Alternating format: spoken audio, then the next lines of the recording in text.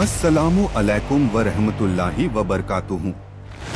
स्वागत है आपका नूर अनटोल्ड में, जहां हम आपके लिए लाते हैं इस्लामी इतिहास, ईमान बढ़ाने वाली कहानियां और ऐसी हकीकतें जो दिल को छू जाएं। तो वीडियो को आखिर तक जरूर देखिए। जहन्नुम की आग इस दुनिया की आग से 70 गुना ज्यादा भयानक और तपती हुई है। वहाँ ऐसी सर्दी भी है जो इंसान की हड्डियों तक को चूर कर दे। एक ऐसी खौफनाक और अथाह गहरी जगह जहाँ हर तरफ अंधेरा और धुएं का गुबार फैला हुआ है।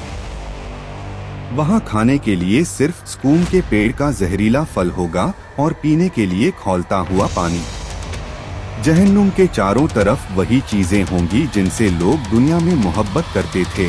इसी वजह से लोग बिना सोचे समझे उसकी तरफ भागते रहे। वहाँ सिर्फ डर, दर्द, पछतावा और मायूसी होगी। कोई उम्मीद नहीं होगी और सबसे ज्यादा तकलीफ देने वाली चीज होगी बेइंतहा तन्हाई। जहन्नुम, जहाँ हर जंजीर को 70,000 फरिश्ते पकड़कर खींच रहे होंगे। लेकिन उससे पहले आएगा कयामत का वो बड़ा और डरावना दिन। यह ऐसी सच्चाई है जिसे हर मुसलमान को समझना चाहिए, क्योंकि एक दिन हम सबको इसका सामना करना ही है। अगर यह पैगाम दिल तक पहुँचे तो इसे आगे जरूर पहुँचाओ ताकि और लोग भी समझ सकें और शायद अल्लाह आपको इसका सवाब अता फरमाए। चैनल को सब्सक्राइब करना ना भूलें। अब अगर आप तैयार हैं तो शुरू करते हैं। इसराफील अलैहिस्सलाम पहली बार गहरी सांस लेते हैं। फिर वह सूर को अपने मुंह से लगाते हैं और एक ऐसी आवाज निकलती है जो शुरुआत में बेहद खूबसूरत महसूस होती है, मगर धीरे धीरे वही आवाज खौफ में बदलने लगती है। सबसे पहले मक्का मुकर्रमा कांपता है, फिर मदीना मुनव्वरा और मस्जिद नबवी को वह आवाज घेर लेती है। इस्तांबुल में हाया सोफिया हिलने लगती है। लंदन का बिग बेन रुक जाता है। न्यूयॉर्क की ऊंची इमारतें कांपने लगती हैं। टोक्यो की मशीनें अचानक खराब हो जाती हैं। आसमान के तारे एक एक करके बुझने लगते हैं। सूरज अंधेरे में छिप जाता है। चांद 2 टुकड़ों में बंट जाता है। पूरी कायनात एक बड़े कब्रिस्तान जैसी हो जाती है। हर तरफ सिर्फ खामोशी, अंधेरा और मौत छा जाती है। सिर्फ अल्लाह बाकी रहता है। फिर हमारा और आपका रब पूछता है, आज बादशाही किसकी है? कोई जवाब देने वाला नहीं होता। फिर अल्लाह खुद फरमाता है, आज बादशाही सिर्फ अल्लाह वाहिदुल कहहार की है। यह डरावनी खामोशी कितनी देर तक रहेगी? 40 साल, 40 दिन या 40 घंटे? कोई नहीं जानता, क्योंकि उस वक्त समय भी रुक चुका होगा। जगहें खत्म हो चुकी होंगी। सिर्फ अल्लाह जानता होगा कि यह इंतजार कितना लंबा है। इंसानों के जिस्म मिट्टी में मिल चुके होंगे। हड्डियां गल चुकी होंगी। बाल खत्म हो गए होंगे। नाखून मिट चुके होंगे। लेकिन रूहें बरजख में इंतजार कर रही होंगी, कुछ कब्र के अजाब में और कुछ कब्र की नेमतों में, मगर हर रूह इंतजार में होगी। फिर वह मुबारक लम्हा आता है। दूसरी बार हुक्म दिया जाता है कि सूर फूंका जाए। इसराफील अलैहिस्सलाम दूसरी बार सांस लेते हैं, मगर इस बार यह मौत नहीं बल्कि जिंदगी की सांस होती है। कयामत की सांस। वह आवाज पूरी कायनात में फैल जाती है। जमीन जोर से फटती है। कब्रें खुलने लगती हैं। पहले हाथ बाहर आता है, फिर बाजू, फिर सर। हड्डियां एक दूसरे से जुड़ती हैं। उन पर गोश्त चढ़ाया जाता है। बाल उग आते हैं। आंखें वापस अपनी जगह पर आ जाती हैं। लोग मिट्टी और धूल में लिपटे हुए, नंगे और कांपते हुए अपनी कब्रों से निकलते हैं। वह डरकर पूछते हैं, हमें हमारी कब्रों से किसने उठाया? फिर उन्हें वह भयानक सच्चाई याद आती है। लोग कहेंगे, हाय हमारी बर्बादी, नबी सच्चे थे। यही वह वादा था जो रहमान ने किया था। हर तरफ चीखें गूंजने लगती हैं, मगर अब बहुत देर हो चुकी होती है। ऐसा डर छा जाता है कि लोग भागने के लिए जगह तलाश करते हैं, लेकिन कहीं कोई रास्ता नहीं होता, छिपने की भी कोई जगह नहीं। तभी दूर से फरिश्तों की आवाज आती है, कतार बनाओ और महशर की तरफ चलो। लोग भेड़बकरियों की तरह गिरते पड़ते महशर की तरफ ले जाए जाते हैं। किसी के पांव कांप रहे हैं, किसी के घुटने जवाब दे रहे हैं, सांस अटक रही है, दिल तेज धड़क रहा है। लोग धीरे धीरे कहते हैं, या रब्बी, या रब्बी, मगर अब दुआ करने में देर हो चुकी है, क्योंकि दुनिया में मौका मिलने के बावजूद उन्होंने अल्लाह को याद नहीं किया था। महशर का मैदान इतना बड़ा होगा कि आदम अलैहिस्सलाम से लेकर आखिरी इंसान तक सब वहीं जमा होंगे। अरबों खरबों लोग, इतनी भीड़ की सांस लेने की जगह नहीं, हिलने की जगह नहीं। सूरज लोगों के सिरों से सिर्फ 1 मील ऊपर लाया जाएगा। गर्मी इतनी ज्यादा होगी कि पसीना बेहिसाब निकलेगा। किसी का पसीना टखनों तक होगा, किसी का घुटनों तक, किसी का कमर तक और कुछ लोगों का गर्दन तक। सबसे बड़े गुनहगार अपने ही पसीने में डूब जाएंगे। मगर अब मौत नहीं होगी, सिर्फ अजाब होगा। लोग हजारों साल तक खड़े रहेंगे, 1000, 2000, 5000, 10,000, यहाँ तक कि 50,000 साल का दिन गुजर जाएगा। लोग चिल्लाएंगे, या रब्ब, फैसला कर दे, यह इंतजार खुद अजाब से ज्यादा कठिन होगा। कुछ लोग कहेंगे, हमें जहन्नुम में डाल दे, लेकिन यह इंतजार खत्म कर दे। फिर जहन्नुम को लाया जाएगा। बहुत दूर से उसकी डरावनी आवाज सुनाई देगी। ऐसा लगेगा जैसे हजारों ज्वालामुखी एक साथ फट रहे हों। आवाज करीब आती जाएगी। लोग अपने कान बंद कर लेंगे, मगर कोई फायदा नहीं होगा।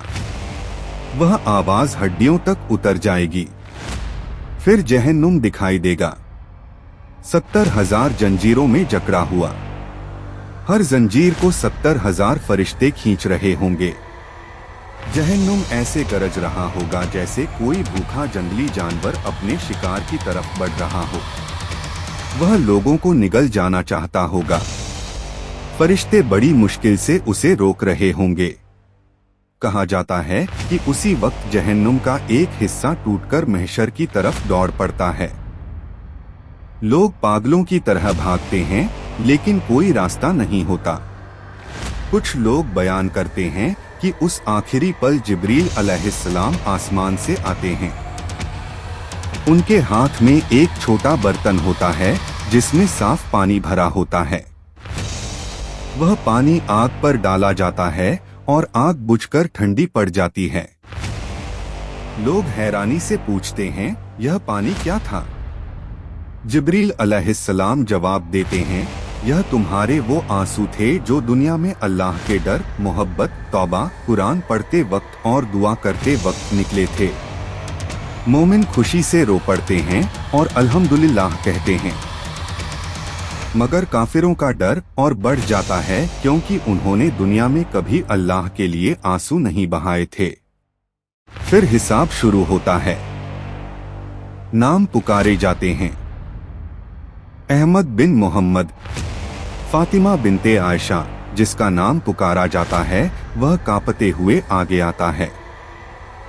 अल्लाह उसकी किताब दाएं हाथ में देते हैं या बाएं हाथ में। नेक लोगों को दाएं हाथ में किताब मिलती है और वह खुशी से कहते हैं, लो पढ़ो मेरी किताब, मुझे यकीन था कि मुझे हिसाब देना होगा। लेकिन जिनके अमाल बुरे होते हैं, उन्हें किताब बाएं हाथ में या पीछे से दी जाती है। वह पछतावे में कहते हैं, काश मुझे यह किताब ना दी जाती।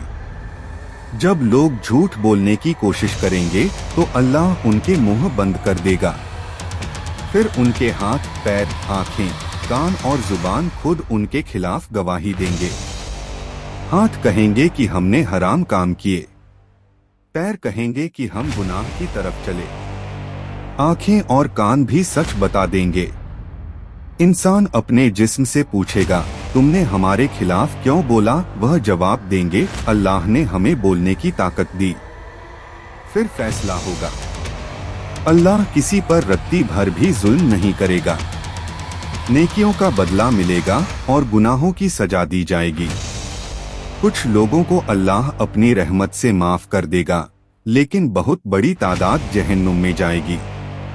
फिर जहन्नुमियों को जंजीरों में बांधकर घसीटा जाएगा। वह चीखेंगे, हमें एक मौका और दे दो, हमें दुनिया में वापस भेज दो, मगर अब कोई वापसी नहीं होगी। सिरात का पुल जहन्नुम के ऊपर होगा, बाल से ज्यादा पतला और तलवार से ज्यादा तेज। मोमिन अपनी रोशनी के साथ उस पर से गुजर जाएंगे, मुनाफिक बीच में अटक जाएंगे, उनकी रोशनी बुझ जाएगी। काफिर गिरते चले जाएंगे, 70 साल तक गिरते रहेंगे और आखिरकार जहन्नुम में जा गिरेंगे।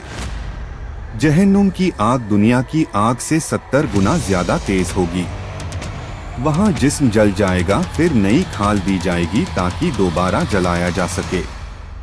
प्यास लगेगी तो खौलता पानी मिलेगा, भूख लगेगी तो स्कूम का जहरीला फल मिलेगा। वहां सिर्फ गर्मी ही नहीं बल्कि ऐसी ठंड भी होगी जो इंसान को तोड़ दे। जहन्नुम के 7 दरवाजे होंगे और हर दरवाजा अलग गुनहगारों के लिए होगा। सबसे पहले दरवाजा जहन्नुम होगा, जहां वो मुसलमान जाएंगे जिन्होंने ईमान तो रखा लेकिन नमाज और फर्जों में लापरवाही की।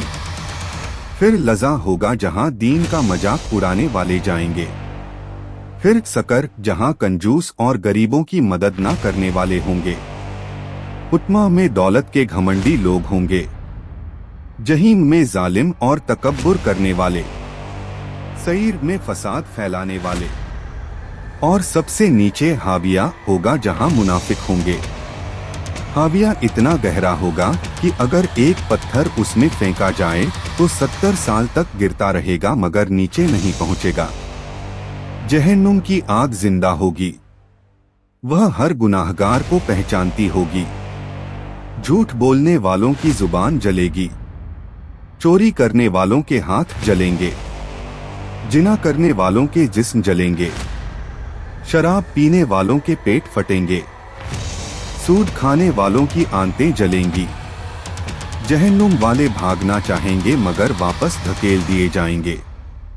वह मालिक अलैहिस्सलाम से कहेंगे, अपने रब से कहो कि हमें खत्म कर दे, मगर जवाब मिलेगा, अब तुम्हें हमेशा यहीं रहना है। अरबों खरबों साल गुजर जाएंगे लेकिन सजा खत्म नहीं होगी। अगर सहारा रेगिस्तान की मिट्टी का एक कण हर 1000 साल में एक परिंदा उठाकर ले जाए, तब भी जितना वक्त पूरी मिट्टी खत्म होने में लगेगा, वह जहन्नुम की सजा की सिर्फ शुरुआत होगी। जहन्नुम सिर्फ आग का नाम नहीं है, वह पछतावा है, बेबसी है, रूह का दर्द है। और सबसे बड़ी सजा यह होगी कि जहन्नुमी कभी अल्लाह का दीदार नहीं कर पाएंगे। अब आपने यह सब सुन लिया, अब फैसला आपको करना है। जन्नत चाहिए या जहन्नुम? अभी भी वक्त है। सांस चल रही है, दिल धड़क रहा है, तौबा का दरवाजा अभी खुला है। पता नहीं कल, अगले हफ्ते या आज रात ही वह बंद हो जाए।